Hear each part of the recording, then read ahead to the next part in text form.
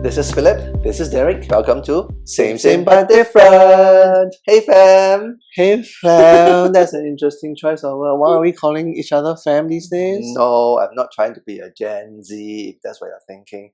Because today's topic is going to be about family. Family. Yes. We are family. Woohoo! Yes. Okay. So with family, it is a big topic, and Yes. it's something that is interestingly in due time already. Yeah, we've been kind of pushing this to the final episodes of this season. Yeah. And I think, it's about time to kind of tackle it. Mm-hmm. But I think we are going to have a very fresh take on what family is, I think. I hope so. Yep. So bear with us. This is going to be an interesting episode. Yes, family. It's going to be decidedly, it can be deep, it Yes. can be sensitive, Yes. but of course we won't disclose too much Correct. of our own personal family details. It's more like using that as a basis of discussion. That's correct. So to kind of cover different topics with different subtopics within the topic of family, and to also kind of have a discussion around what makes it important, what makes it not that important, controversial, Yes. and what we really think about this huge topic. So why don't we start by saying what is not family? Work is not family. High rocks is not family.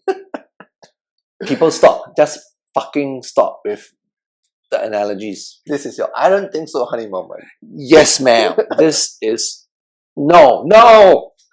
Stop calling your workplace friends family.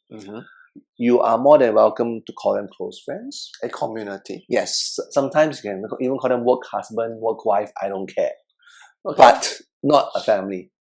Why are you so against it? Why are you so against the word family being used in a different context other than, To me, I find that exploitative. I find that almost amounting to emotional blackmail. Sure, like, as I said, you can have close friends that are literally not by blood, or good colleagues that you can gel well together. But to call each other family, I think ignores the dirtier, grittier, less pleasant side of things. So I don't find that appealing, and I would prefer people just sticking to other terms such as a community, a loose bunch of like-minded individuals working towards the same goal.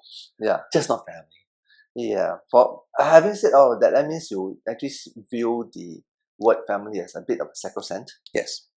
Although part of it is looking family as it being chosen instead of being given to you, which we will touch on later as well. That's correct. Yes, I think that's fundamentally what we're going to talk about. That there are two kinds of family, if you will. There are the chosen family, and then there's the family that you're born into. And I think these are two very distinct concepts, and each does require a bit more deep diving, so to speak. And to help all of us understand, this concept of family, we went back in time. Yes. And found this thing called Happy Family. Okay? So, a little bit of background. This Happy Family is actually a card game that we played as kids when we were younger.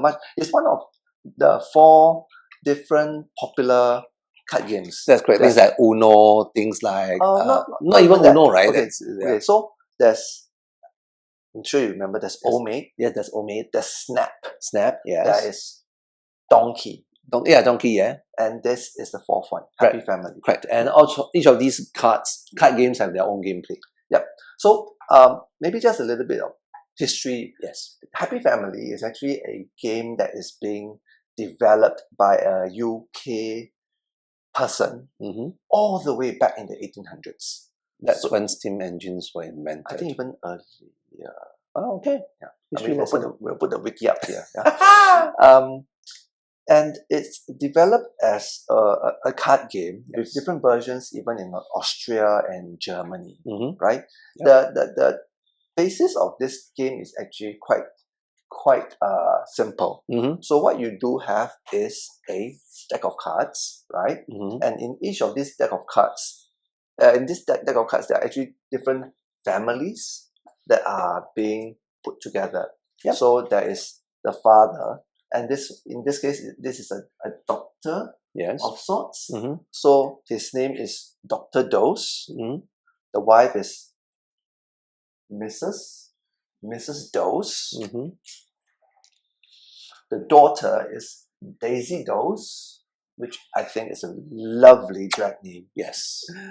And of course, the son is called Dicky Dose. Again, another very nice drag name. I know, right? It's unexpectedly camp. Yes. Right. So what I have here are similarly a family of 4 members, but also to do with a profession. So in this case, it's painting, but they use the word daub. So Mr. Dauber, Dauber. that's correct, Mr. Dauber, with the Chinese translation 画家先生, Then there is Mrs. Dauber, 画家太太, same thing. So there's always a father, a mother, and then a daughter, 画家女儿 Dolly Dauber, rings off the tongue, just rolls off the tongue actually. And of course, Dennis Dauber. Okay. Right. Yeah. So how do you play this game is that you will shuffle the deck itself. Okay. And then after that, each player is given, because it involves multiple players, but since we have only 2 players here, each of us will get 10 cards. Right.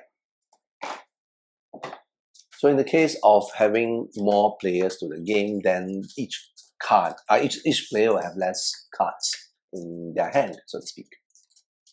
Okay, so we each have a suit of 10 cards, and the rest will be over here, in the center.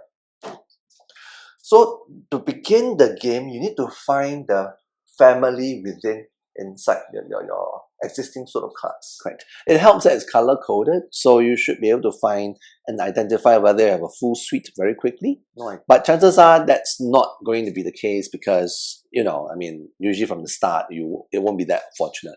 You may have something that's close to a whole family of 4, but usually at the opening, you're just going to have 1, 2, or 3. Okay. What's the most you have? 3. 3, okay. Yeah, 3. The most I've had is just 2. Let me see. Only 2. Yeah. 2. Yeah, actually 2. 2, right? 2. Yeah. The color is a bit misleading. I know, right? Okay. Okay. Look, we're not going to play the game right now. It's more the idea of using this to set off the first conversation topic, which is you're born into a family. You are dealt literally the hand. That you don't have a choice. You are going to be born into a family. The family that you are born into. That's correct. And that is what almost all of us go through. That's right. We can't choose out the family that we have. Yes, we can't choose our blood family. And when you are born into it, the interesting thing is your parents are also born into their family. And then there's this thing called relatives. So yeah, this big complex web of people in your lives loosely tied around this thing called a family. And as with the game, all of the families are divided into professions. Yes. You could think about it as roots, because interestingly, at least when it comes to the Anglo-Saxon world, a lot of their surname actually come from the profession itself. That's correct. So this is actually very true to its roots of how surname came about. Yeah, and then back in the day, it is unimaginable that you will pursue a profession outside of what your father and your great-grandfather are doing. Yeah, like for example, one of the surname here is Taylor. Yeah. So Mr. Taylor and Mrs. Taylor. So that's how the Taylor name gets passed down. Yeah. And using that is actually, we are using that as a way to illustrate the point about ancestral roots. That's correct. There was quite the rage. It still is, right? People do like to go on these trips to find out where they were from, where they are from, and what their family bloodline and ancestrals look like. Correct. So with us being the 3rd generation Singaporean Chinese, third, let's say third. Okay, 3rd generation. So our grandfather's father and perhaps father as well came from China. That's right. Interestingly, our mom also did this ancestral root trip with our relatives on the mother's side. That's right. Our aunties and uncles. If anybody is thinking where we were, the short answer is we were not there. Well, I was based in Shanghai when our mom wanted to go, and because of work I couldn't go follow. Right. And you just couldn't be found. No, not interested to know. Not interested to know your roots? No, not at all. I mean, it's a nice to know. But not a good to know, a No, must know. No, I don't know. No. Okay. Yeah. So all of this ancestral root finding trip Yes. always starts off with an agency doing the groundwork to find out where your family came from, and then trying to make connections there. That's correct. So there is a chance that you will still have maybe the actual name of your great-grandmother who is from China. And in the ancestral halls. That's correct. Yeah, because it is a thing where ancestral halls are being built to trace the roots, the family tree, if you will. That's correct. So the Chinese name is very specific. So with your surname and your second and third name, it's always 3 Chinese characters. So usually if there is a family manual called the Jia Pu, right, it will dictate, so this is your surname. If you are number what in line, this is your second name, and if you're what in line, your third name. So that's how they can actually trace back with an accurate name where you sit within the entire family tree.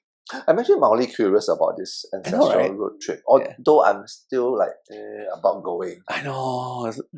It's like going back to China and worse the unsexy side of China. I know, not the tier 1, tier 2 cities, the tier 4, tier 5 cities. Our family roots are from Fujian. Fujian, yes. And to be fair, Fujian is developed not like some godforsaken 4th tier city or 5th tier city. But the village where our great relatives came from may well be in the village. Yeah, but you'll be surprised that, sometimes they might be even better or if not more well off than us, right? You never know. Fujian. I know. Okay. Anywho, that to us might be a bit too distant. But coming a bit closer to home, our mom is from Malaysia and our dad is Singapore. Correct. The classic love story back in the 50s and 60s. Yeah. Right? 50s, 60s, 60s, 70s. 60s, 70s. Yeah. A Singaporean boy met a Malaysian girl through matchmaking. Of course, matchmaking, duh. What? There wasn't any Tinder, right? So our mom didn't know better. 媒妁之言, they call it. Correct. By the words of the matchmaker, they decide to get married, fall in love. Get married, fall in love, not fall in love, get married. Yes. Duh. Love? That's crazy. Yeah, and so Yeah, so mom eventually moved to Singapore, started helping out at grandmother's fruit stall, which of course our fathers took over when our grandmother was getting too old to run the business. And so dad had a couple of siblings, mom had hell of a lot more siblings. Yes, that's correct. So that's why we actually spend a lot more time with the extended family on the mother's side. Correct. Because on our father's side, we didn't have a lot of relatives. Dad has 2 sisters. So we only have a few cousins, but that's it. So the father's side is decidedly smaller compared to the mother's side. Yeah. So it's almost common, very common within our generation where we have very big families. Correct. Very, very big families. That so much so that you don't know how to call that uncle and auntie during Chinese New Year. Correct. Yeah. And at any rate, when you bump into someone on the streets in Singapore, they might be your cousin, but you don't know. Exactly, because the family is so big and you only meet these people once a year. And my gut feel is they didn't leave such a huge impression on you for you to fucking remember, right? Yeah, so in that aspect, we can't help but ask whether big families are a thing to still consider having.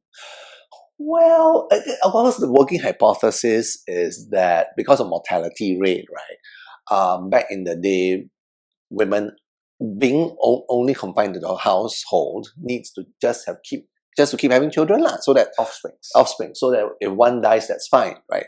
Slightly morbid, but if one dies, that's fine. And of course, back in the day, that also has resulted in certain situations where certain families are too big, and then there might be a neighbor within the same village who has no children, so children are given away. So all these stories which you think are the plot lines of dramas, they're true. Very true. Having so many kids, grandkids, offsprings actually depletes the resources. That's correct. Biologically speaking, yes, we are all conditioned to have as many offspring as possible. Correct. But that is also putting limited resources in competition versus Correct. the Yeah. number of kids and grandkids you have. Yeah, dedicating your resources to 1 or 2 or 3 children versus 10. So what I'm trying to say here is, as much as we want to say or having big families is very boisterous, especially coming Chinese New Year, right? Yes. There's also this idea of you are not very close with anybody. Correct. I think that's simply a matter of math if you think about it. You only have X number of hours a day. Yep. You have to divide that very precious resource called time and dedicate it to people that matters to you.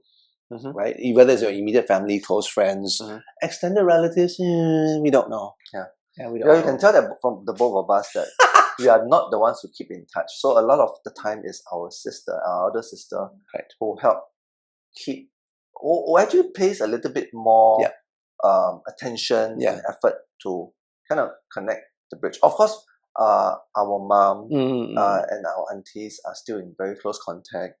So that to them is their way of sticking together. That's right. So the idea of familial ties matters to them, so they make the effort to keep in touch. Whereas for us, we'll touch on that topic about whether it matters. Why don't you talk about it now?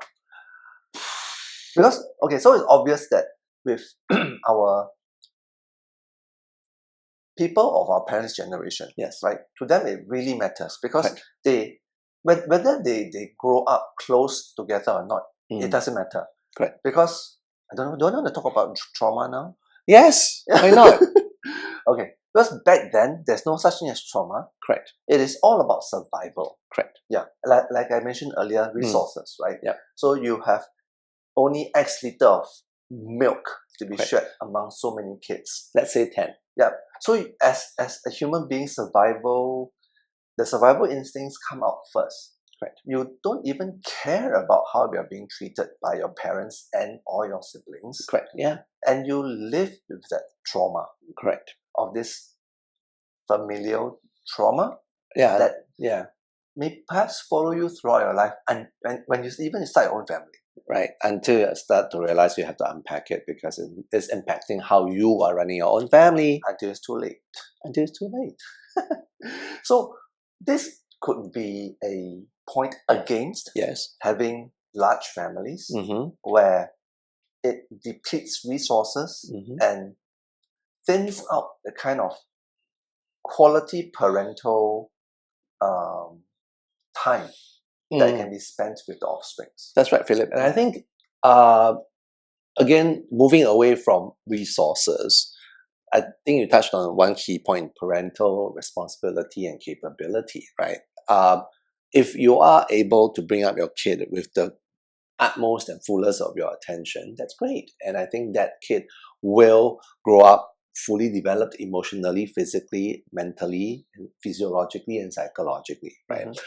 But in a couple of cases that we know, these capabilities are not necessarily present, which then means that you have shortchanged your child, even if your intention is not that. You may have shortchanged your child. You know, growing up, there will be some developmental, for lack of a better term, defects. I'll use the word gaps. Defects. and there's no way to undo that. So that person will then have to take that trauma. We call it generational trauma. Generational trauma. Passed from one generation to the other. Right. And they will to take that trauma and try to minimize whatever negative impacts it has on their own lives before they realize that, shit, I have to deal with other people as well. I have to start my own family. How the fuck am I supposed to do this? And you would, we are speaking at this on a general level. Yes. It doesn't matter whether you are in a heterosexual family or homosexual family. Correct. Because fundamentally, you're all human beings, right? So once you go through a traumatic experience, if you don't unpack it yourself, it's going to be passed down to the next generation, whether it's being born or whether it's being adopted. Exactly. Yeah. So the whole idea of what you're going to do to unpack and reverse that trauma becomes something that's very pertinent for discussions.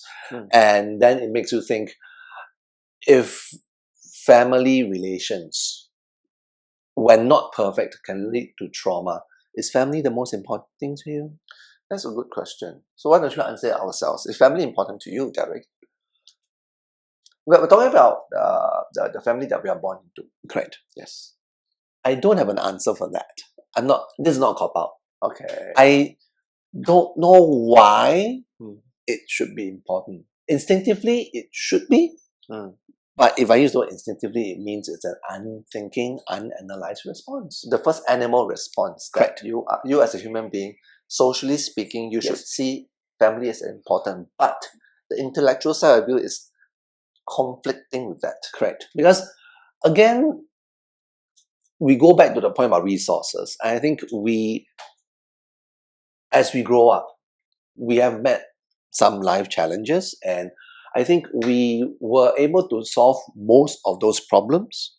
And that means that we either had the great fortune of having resources on our hands, or know how to lean on the right people who may or may not be family in the first place to resolve those issues. Okay, I get what you mean now. Correct. It always becomes a bit more challenging when you take away the need and then you think about, do I want this? Because if you are in a circumstance and scenario where you are forced to need something, fine. You can then assume an unquestioning position, right? But when you take that out of the situation, it makes it harder. It makes you think, wait, do I want these people in my lives? What role do they play? Okay. So yes, I can only raise questions at this point. So you are conflicted. Where family I guess. Yeah. How about you, my brother Philip? Me being me, you know that I would say it's important. Yes. But that is only after spending years overseas. Now, Correct. Context is different. Yeah, the context is different. So for me, having spent a good 13 to 14 years away, and then having been with chosen family all this time, which we'll talk on about later, at that point in my life, I didn't think that family was important because I was so far away from the family. And of course, my memory is a little bit hazy, and yes, I am grateful for having been brought up to a certain age in my life where I can afford to be living my own life. But having come back to Singapore and having been reintegrated, for the lack of a better word, into the family again, I do see the importance of support, especially during COVID. Especially during COVID. I think COVID kind of forced us to really look into our familial relationships. Correct, because you are now forced by public policy needs to be in the physical space of your family. During COVID, families have been brought together stronger. Some have been broken even much further. That is the beauty of COVID. But thankfully for, at least in my point of view, we were closer, at least as a smaller family unit. Or did we learn tolerance? That's always been the case, right? Right. In any sort of relationship, not just a familiar relationship. I think tolerance, acceptance is very important. So see, this is what I'm saying. Once you start to take things apart, maybe family is not important, but the qualities of what makes up a family requires the unpacking. And I think this is one of the key themes when we talk about chosen family, the unchosen family, the family you're born into. We like to think that families are important and family should stick together. But again, going back to the idea of a community, right? So you kind of flip the argument around. If a community is a bunch of people who are working towards the same goal because they're like-minded, is a family necessarily the same? Just because you're born into it, assuming that your parents have done a great job of teaching you the values and the attitudes and the aptitudes required to be a fully functioning member of a family, if not a society. That's correct, right? Then fine. Then in the case of happy family, Mr. Bone, Mrs. Bone, daughter Bone, and son Bone, fine, happy family. Everybody knows they are going to be meet people growing up. Everything is fine. The construct and the content fits. Okay. But largely speaking, having both the context and the construct fitting is almost fairy tale. Almost like the card, right? Exactly. So if you think about it, from young, we are being taught from play that we should have a happy family. But that is not the case. That's not always the case. Correct. What are we teaching our kids? Exactly. Again, we're not saying that unhappy families are the end of the world. Yes. You learn lessons. Yes. You may have regrets, but you learn lessons. And probably it forces or teaches you to learn to choose your family, which is also part of the game. That's correct. Which we will go into right now. Yes. So